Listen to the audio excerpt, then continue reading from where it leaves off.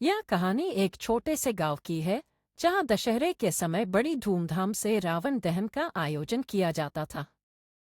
गांव के लोग उत्सव की तैयारियों में जुटे हुए थे और बच्चे भी इस मेले का बेसब्री से इंतजार कर रहे थे। वहीं गांव के किनारे एक पुराना और उजाड़ सा मकान था जिसे लोग भूतिया मानते थे। गांव वालों का कहना था कि दशहरे के दिन इस मकान में कुछ अजीबोगरीब घटनाएं होती हैं।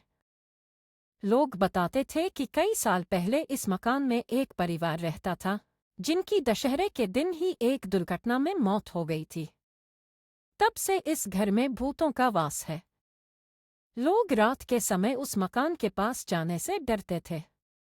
एक बार दशहरे की रात रामलाल नाम का एक युवक जो कि गांव में नया था इस किस्से को सुनकर हंसी में उड़ा देता है। वह कहता है, अरे भूत वूत कुछ नहीं होता, यह सब मन का वहम है।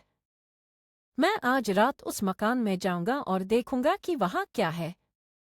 गांव के लोग उसे समझाते हैं लेकिन रामलाल मानने को तैयार नहीं था। वह रात को अकेला ही उस मकान की ओर चल पड़ा। जैसे ही वह मकान के पास पहुंचा उसे अजीब सी ठंडी हवा का एहसास हुआ, लेकिन उसने इसे नजरअंदाज किया और अंदर चला गया। अंदर जाते ही रामलाल ने देखा कि मकान बिल्कुल सुनसान था पर चारों ओर अंधेरा था।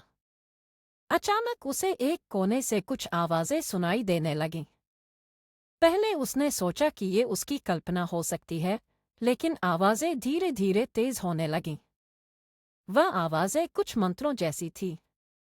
रामलाल ने हिम्मत करके उस कोने की तरफ बढ़ने की कोशिश की, लेकिन तभी उसके सामने एक धुंधली परछाई दिखाई दी। रामलाल के होश उड़ गए। वह परछाई धीरे धीरे उसके पास आने लगी।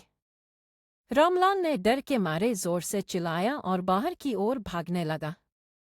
भागते हुए उसे ऐसा लगा मानो कोई उसका पीछा कर रहा हो। जब वह बाहर पहुंचा तो उसने देखा कि गांव वाले उसकी आवाज सुनकर इकट्ठा हो गए थे। वह हांफते हुए बोला, सच में वहां भूत है। गांव वालों ने उसे शांत किया और बताया कि दशहरे के दिन उस घर में कभी न जाने की सलाह पुरानी कहानियों पर आधारित थी। उस दिन गांव में किसी भी अनहोनी से बचने के लिए सब मिलकर पूजा करते थे। रामलाल ने समझ लिया कि कुछ कहानियों को मजाक में नहीं लेना चाहिए। उसके बाद रामलाल ने कभी उस मकान की तरफ जाने की हिम्मत नहीं की और गांव के लोग भी दशहरे के दिन वहां से दूर ही रहते।